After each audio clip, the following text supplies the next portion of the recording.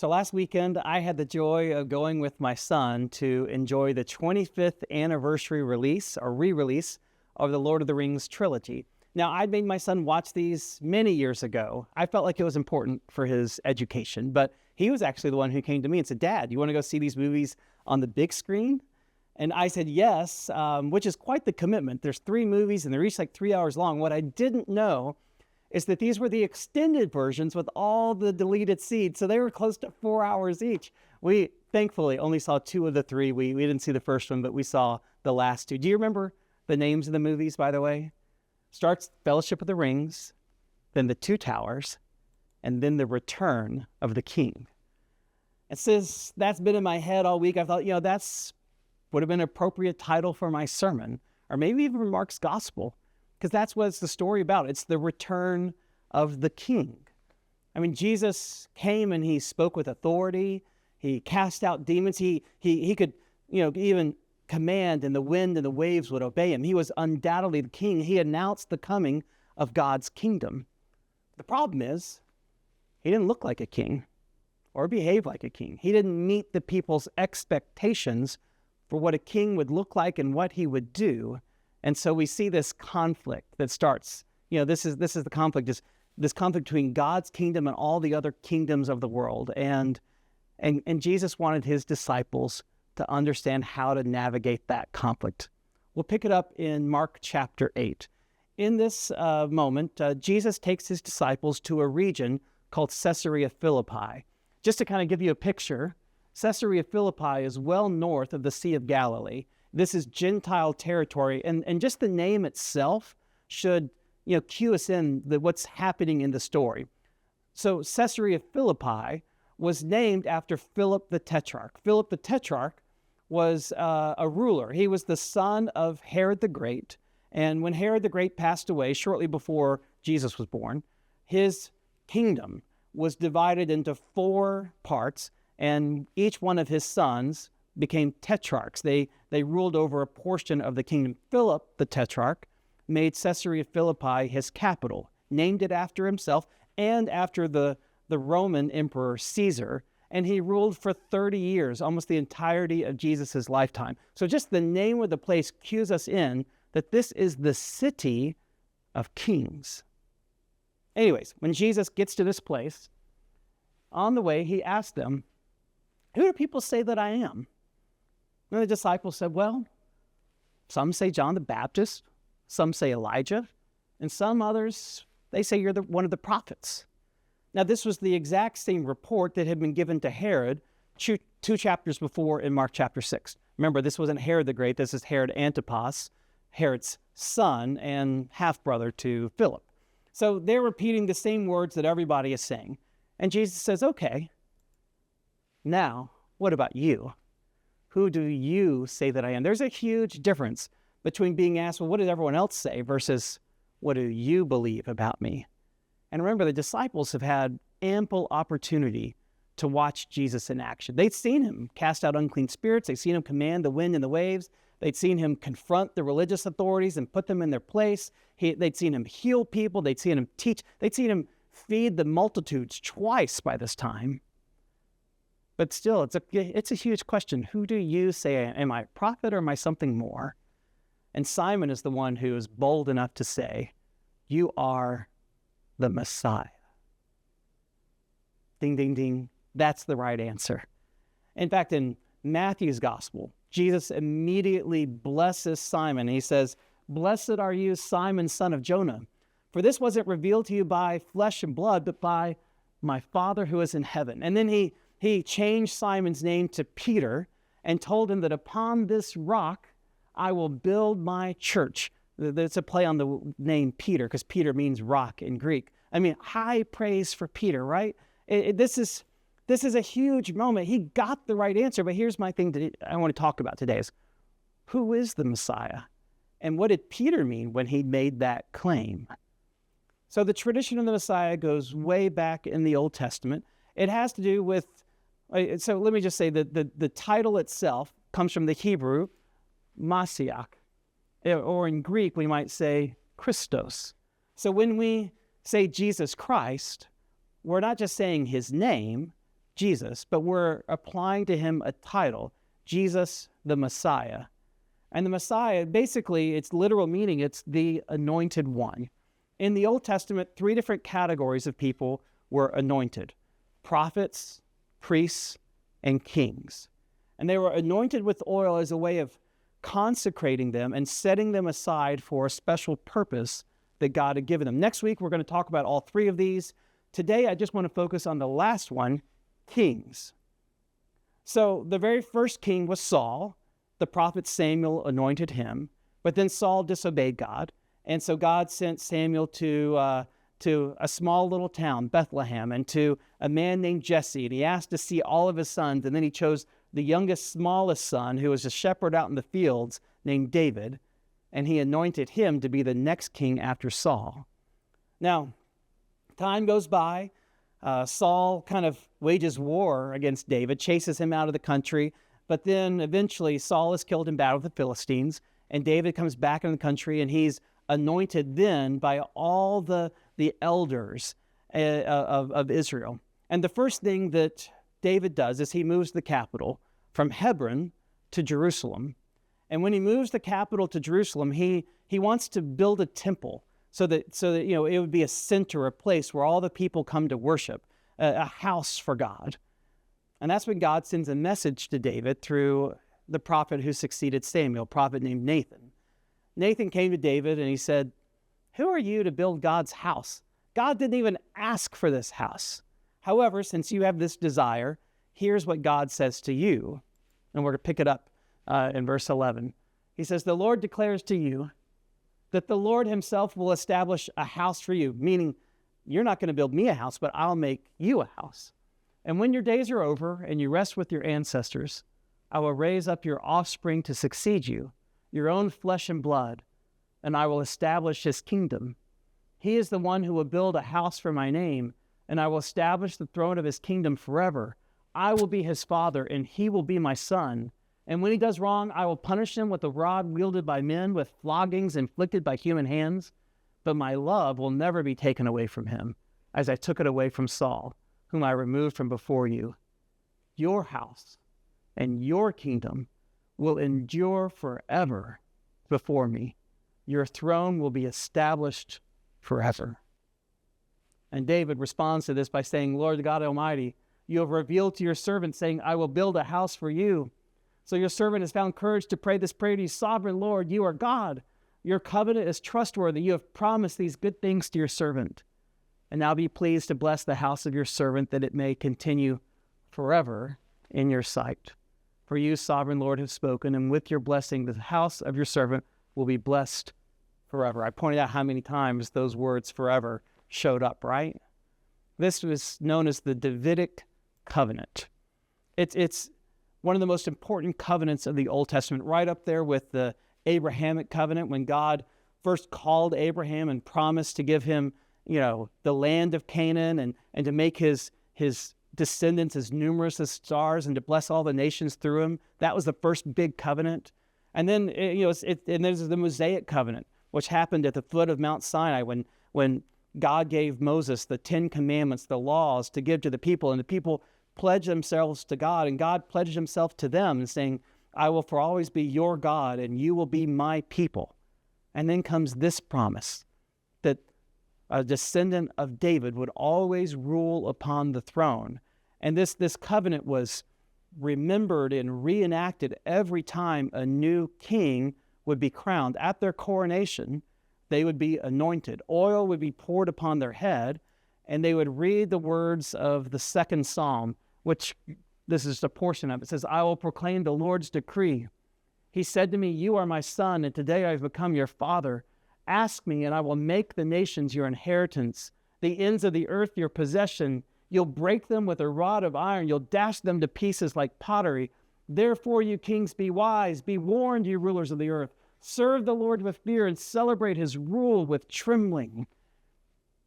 This was the covenant that got repeated, from generation to generation, from century to century. There were good kings, and there were some bad kings. But whatever happened, this covenant held. That is until the Babylonian exile. the last two kings in David's lines were King Jehoiakim and King Zedekiah. So Jehoiakim was the king who lived through the first Babylonian exile. The exile took place in kind of two parts. He was defeated by the Babylonians, and he was taken off to live in Babylon in exile. He died as a slave in a foreign country. His son, King Zedekiah, was made king after him, and he was supposed to be a loyal vassal to the Babylonians. But 10 years later, he rose up in rebellion against Babylon, and they came and not only crushed the rebellion and burned down the temple of Jerusalem and knocked down its walls, they also blinded him and killed all of his children, thus ending the line of succession. Even after Israel came back from exile, they, for the centuries that came after, they never had a son of David upon the throne. They were ruled by bigger empires. First the Persians, then the Seleucids. They had a brief period of independence for about a century, but even in that period, it wasn't the Davidic line, it was the Hasmoneans who ruled over Israel. And then in 63 BC, Rome came, conquered Israel, and they became part of the empire, and Herod the Great became their king. So, this is the period in which, this post-exilic period, is when we see this tradition of a Messiah, one who is descended from David's line, someone who would restore his throne, fulfill the covenant that was made 1,000 years before, and would restore the nation of Israel. We can see it in the prophets. I'm going to read a lot of scriptures here, but just stick with me. This is Isaiah 11. A shoot will come out of the stump of Jesse. Remember, that was David's dad. From his roots a branch will bear fruit, and the Spirit of the Lord will rest upon him, the Spirit of wisdom and understanding, of counsel and might, a spirit of knowledge and fear of the Lord, for he will delight in the fear of the Lord. With righteousness he will judge the needy, with justice he will rule for the poor of the earth. He will strike the earth with the rod of his mouth. With the breath of his lips he'll slay the wicked. Righteousness will be his belt, faithfulness the sash about his waist. The wolf will live with the lamb, the leopard will lie down with the goat, the calf and the lion and the yearling together, and a little child will lead them. It's a promise of a king, the kind of king that the people are yearning for. This is again in Isaiah chapter 9. The people walking in darkness, remember they're in exile. The people walking in darkness have seen a great light. On those living in the land of deep darkness, a light has dawned. For unto us a child is born, to us a son is given, and the government will be on his shoulders. And he'll be called Wonderful Counselor, Mighty God, Everlasting Father, Prince of Peace. We read this every Christmas, so pay attention to what comes next. Of the greatness of his government and peace there shall be no end. He will reign on David's throne and over his kingdom, establishing and upholding it with justice and righteousness from that time on and forevermore. The zeal of the Lord Almighty will accomplish it. This isn't just in Isaiah, it's in Micah. But you, O Bethlehem, even though you were small among the clans of Judah, out of you will come for me one who will be ruler over Israel. He will stand and shepherd his flock in the strength of the Lord, and they will live securely, and his greatness will reach to the ends of the earth. Jeremiah, the days are coming, declares the Lord, when I will raise up for you, for David, a righteous branch, just like Isaiah said, a shoot, a branch, one of his descendants, a king who will reign wisely and do what is just and right in the land. In his days, Judah will be saved and Israel live in safety. And then keep on going. In that day, declares the Lord, I will break the yoke off their necks. They won't be oppressed. They won't be slaves anymore. I'll tear off their bonds. No longer will foreigners enslave or oppress them. Instead, they'll serve the Lord your God and David their king, whom I will raise up. So do not be afraid, Jacob, my servant. Don't be dismayed. I will surely save you from that distant place, your descendants from the land of their exile. Jacob will again have peace and security, and no one will make him afraid. I know there's a lot of verses. I just want you to see how great the expectations were for this Messiah. That literally for centuries, the people had been yearning for a king who would do three things. One, he'd restore the kingdom of Israel. Two, he would punish all those who had oppressed them. He would put them in their place. And 3, he would usher in a golden age of prosperity and peace unlike they had ever known. That was their hope. So when Simon Peter said, "You are the Messiah," that's what he was saying about Jesus. You are the one we have been waiting for. You are the one who's going to fulfill all the promises of God. Pretty powerful, right? But here's the thing. Jesus didn't just fulfill these promises. He also had to reset their expectations for what that would look like. You may not realize this, but in the century, in the decades to either side of Jesus, there were literally dozens of people who claimed to be the Messiah. It was, in fact, historians sometimes call this the Messianic age because so many Messiahs were cropping up. Here's just a handful. There's Athronges who lived in 4 BC, just before Jesus was born. He was a shepherd who, with his 4 brothers, raised up an army in the countryside, and he put a crown upon himself, claimed to be Messiah, and was eventually killed in battle against the Romans.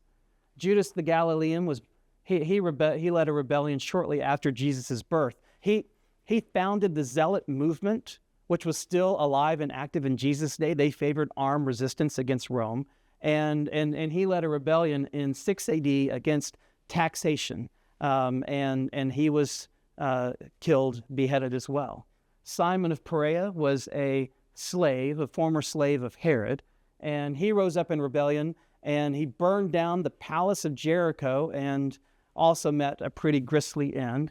And then the Egyptian, he wasn't actually Egyptian, he was Jewish, but he came from the region of Egypt, and he came a little bit after Jesus, but he raised up an army of 4,000 people, marched to the Mount of Olives, and he thought at that point that he would fulfill the Messianic claims and the walls of Jerusalem would fall down and he and his followers would march into the city. That isn't what happened. He was met in battle by the Romans and killed as well. These two, Judas the Galilean and the Egyptian, they're actually mentioned in the book of Acts as failed messiahs, as people who led failed rebellions against Rome. My point is there were lots of false messiahs, and here's what I want you to see. This title, Messiah, was extremely dangerous for Jesus. Dangerous for 2 reasons. Dangerous, first of all, because Jesus knew what happened to messiahs. All these men, they advocated for armed resistance against Rome, and they all met violent ends. Jesus knew, in claiming the title Messiah, he knew that he would reach a violent end as well, that journey would end on the cross. So that's the first danger. But the second danger was even worse.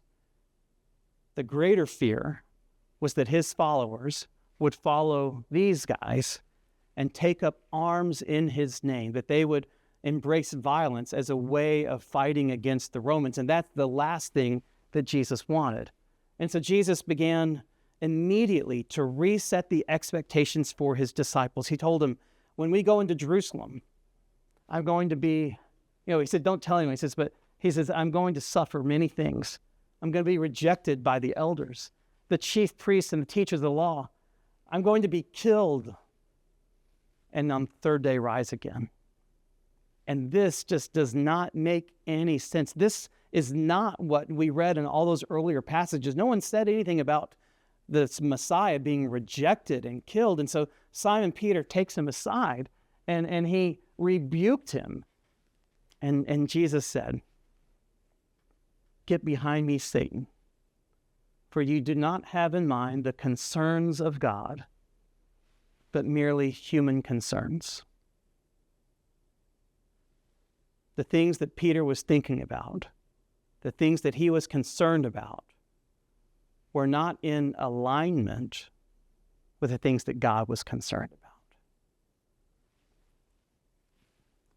So Jesus then turned to the crowds, all the disciples, and began teaching them. And he said, "Whoever wants to be my disciple must deny themselves and take up the cross," not take up a sword, not take up a shield, not take up a spear, take up a cross and follow me. Whoever wants to save their life will lose it, and whoever loses their life for me and for the gospel will save it. What kind of Messiah is this? Who not only takes up a cross himself, but tells all those who follow him that they must make the same sacrifice for others. We can hardly blame the disciples that they didn't understand this, right? I mean, this is 500 years of programming, of expectation that Jesus was trying to reset for them. And I think part of the reason we can hardly blame the disciples is that we're guilty of just the same thing, right? Like, we are just as apt as the people of the first century to follow after false messiahs. And this is the part of the message I've been really laboring with over the last few days, especially as I've watched events unfold in Minneapolis. There's such anger and confusion and fear in our world today that we're all looking for someone who will save us. And we fall readily in line behind anybody who we think can restore our country, who can, bring the evildoers to justice, who will bring down the people that we don't like. And not only do we engage in this kind of hero worship, which I think is true for both left and right in our country. I think we all do this kind of hero worship. Not only do we do that, but we readily, willingly crucify anyone on the other side, whether it's on social media or in our hearts. And we don't just crucify those on the other side, we crucify even our own leaders who failed to deliver the expectations we have. And I hear, as I think about this, I think the words that Jesus spoke to Peter, man, we need to sit with these words. We need to reflect on them. You don't have in mind the concerns of God, but merely human concerns. Sometimes we get so caught up in our own concerns, our own nationalism, our own fears, that we've forgotten what God is really about. His ways are not our ways. I get it. We're all looking for hope, right? But we dare not put our hope in any Messiah other than Jesus. For he is the one who's been sent by God in order to put the world right. He bore our sins. He faced our injustice. He suffered our death in order to win the victory in order to put hate forever in its place. That's our Messiah. And we're called to follow him in faithfulness and love, to lay down our arms, and to take up our cross, to turn the other cheek, and to pray for our enemy. Because that, when we allow his love to displace the hate in our lives, that's when we shine forth his light. That's when we become the light of the world. In summary, I guess what I'm trying to illustrate is there's always this gap, this tension between our expectations and God's plans and God's promises, right? And Jesus lived in between the tension of these two. And thank goodness that Jesus is not beholden to our expectations, not then, not now. He's not beholden to what we expect. He doesn't do what we want. He doesn't hate who we hate and love who we love.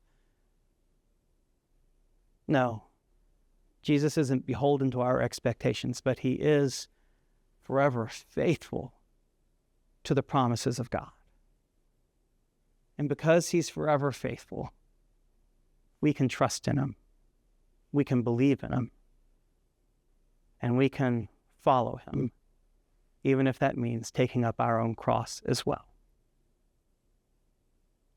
So as we go about this next week, as we read the news and interact with neighbors and talk about what's going on in our world, let's just remember that Jesus, our Messiah, reigns on high, and he calls us to a new way, to take up his cross, to surrender our lives, and to trust him and follow him in faith.